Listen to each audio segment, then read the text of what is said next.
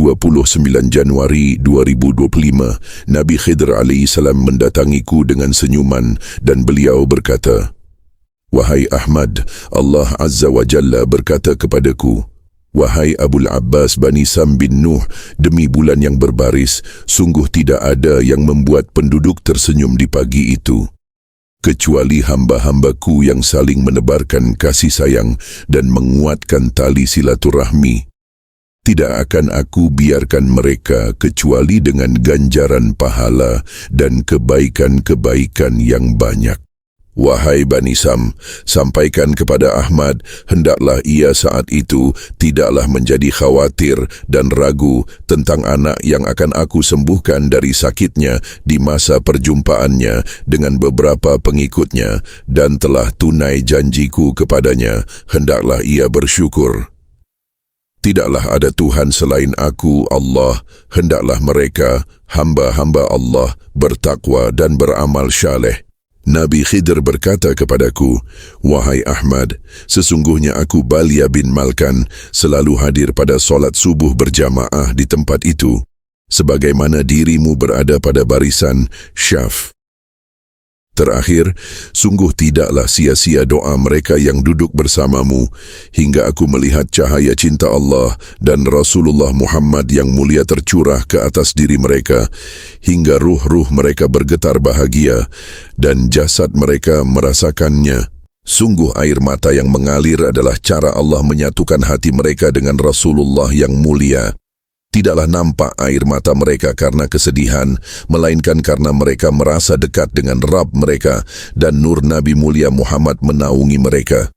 Tidaklah mereka perhatikan bahwa awan selalu menaungi mereka dari teriknya matahari. Apakah mereka tidak memperhatikan? Allah menidurkan mereka dengan sangat lembut tanpa mimpi saat berada di tempat itu. Dan apakah mereka tidak memperhatikan? Allah lah yang menguatkan mereka hingga penat atau lelah. Tak mereka rasakan dan mereka seakan berada pada dipan-dipan yang empuk, sedangkan sebagian dari mereka ada yang hidupnya berharta dan berpangkat. Sungguh Allah lah yang memberikan ketentraman dan kebahagiaan, walau mereka tidur di atas tempat tidur yang tipis dan keras. Yang demikian itu karena Allah memberikan kebahagiaan dan kenyamanan di tempat tersebut.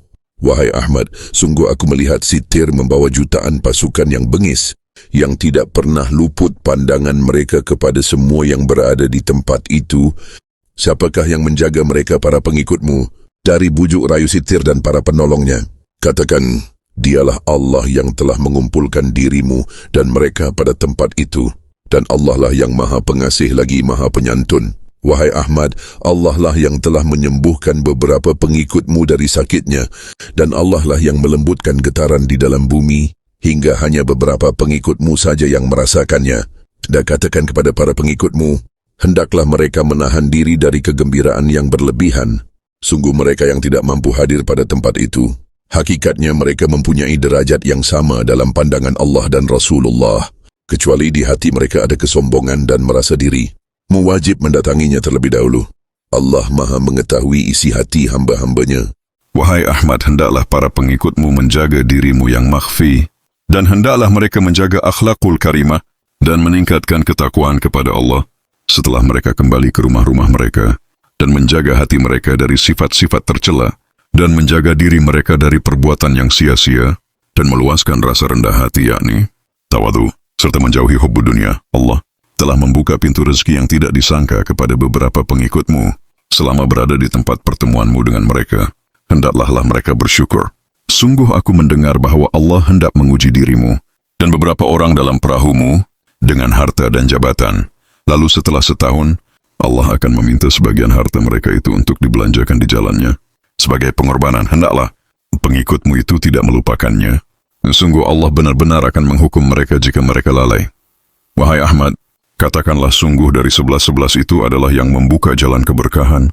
Lalu Allah benar-benar menyibukkan mereka dengan harta dan urusan dunia. Hendaklah mereka tidak melupakan kewajibannya kepada Allah, hingga mereka kelak menempati derajat solihian dan dermawan.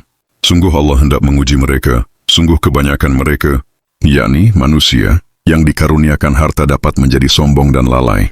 Hendaklah 11-11 itu selamat dari ujian dan dari murka Allah. Wahai Ahmad, Tidaklah kebaikan menjadi sia-sia kecuali Allah memberikan ganjaran yang baik lagi indah. Tetapi, sungguh keburukan dan penderitaan yang dialami oleh hambanya adalah karena kelalaian dan kesombongan dirinya sendiri, dan tidaklah kalimat nasihat indah dan tulisan yang bijaksana dari seorang hamba Allah, melainkan Allah akan mengujinya dengan apa yang ia katakan dan tuliskan, namun kebanyakan manusia tidak menyadarinya. Wahai Ahmad, bukankah kakekmu yang mulia Muhammad telah datang pada mimpimu di malam perjumpaanmu dengan para pengikutmu? Lalu beliau Nabi mulia Muhammad memberikan gambaran kebahagiaan kampung akhirat bagi orang-orang yang beriman dan bertakwa, dan dalam mimpimu beliau yang mulia Muhammad meletakkan kalung bercahaya yang menggantung di antara perut dan dadamu. Hendaklah dirimu merahasiakan apa-apa yang beliau katakan sebagai ujian bagi istri-istrimu dan para pengikutmu, hingga benar-benar dirimu berada pada jalan yang disukainya, dan hendaklah dirimu menjalankannya. Wahai Ahmad, janganlah bersedih dan janganlah dirimu merasa khawatir. Sungguh tak ada perjuangan yang berjalan dengan mudah, dan tidaklah ada perjalanan kehidupan tanpa cobaan dan ujian. Sungguh setiap kepenatan dan perjuangan serta pengorbanan yang dilakukan hamba Allah di jalannya, pastilah Allah ada bersamanya. Janganlah merasa diri lebih utama dari orang lain, tapi lakukanlah yang terbaik dalam pandangan Allah. Jika penduduk langit telah memuji, maka penduduk bumi akan serta-merta mencintai.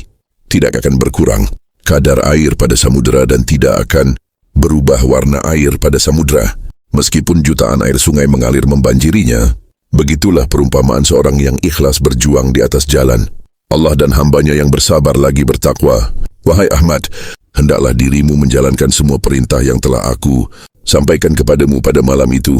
Acara khutbah akhir zaman 2, ajarkanlah pengikutmu yang telah aku katakan kepadamu, hingga mereka benar-benar mampu menjalankan amanah dan istiqomah dalam perniagaannya, hingga ladang-ladang di negeri saudaramu menjadi ladang yang subur lagi membawa keberkahan. Katakan kepada mereka, hendaklah mereka bersabar dengan ujian di atas ladang-ladangnya. Wahai Ahmad, carilah 13 orang di negerimu yang salah satu dari mereka telah kamu kenal dan telah menjalani ujian yang berat, dan carilah mereka yang ikhlas bersamamu membina ladang-ladang itu, hingga mereka menjadi orang-orang yang saling tolong-menolong untuk menjalankan perintah Allah yang aku katakan kepadamu. Yang demikian itu adalah jalan menuju cinta dan kasih sayang Allah serta membuka jalan keberkahan. Wahai Ahmad, akan datang gelombang manusia yang akan naik ke dalam perahumu. Hendaklah dirimu dan para pengikutmu memperhatikan dan bersabar, dan janganlah para pengikutmu mendahului keputusanmu dalam bermusyawarah, dan jangan pula mereka melupakan perintah Allah agar mereka mengedepankan akhlakul karimah dan kesabaran. Sungguh pertolongan Allah akan datang kepada hambanya yang bersabar dan istiqomah dalam takwa dan kuat dalam perjuangan. Wahai Ahmad, aku Balia bin Malkan telah menyampaikan kepadamu dan telah dirimu tuliskan tentang kemurkaan Allah ke atas bumi, dan tidaklah pula Allah membiarkan kota di tanah kelahiranmu aman dari bencana yang datang dari langit dan yang datang dari lautan, disebabkan kemaksiatan kaum Sadum dan kesombongan dengan mengatasnamakan Rasulullah yang mulia di kota kelahiranmu, yang telah melukai hati Rasulullah, sedangkan mereka telah mendengar tentang dirimu dan apa yang dirimu sampaikan, lalu mereka menganggapmu hanya seorang yang inginkan pujian dan gila, dan sebagian menganggapmu dan apa yang dirimu sampaikan adalah kedustaan. Naiklah ke tempat yang tinggi bersamaku hingga terbenam rumah-rumah mereka dan sebuah roda, ban, bekas sebagai perahu lebih mereka butuhkan dibandingkan harta-harta mereka yang mewah. Bersegeralah, Ahmad F. bin A. Alwi Syam.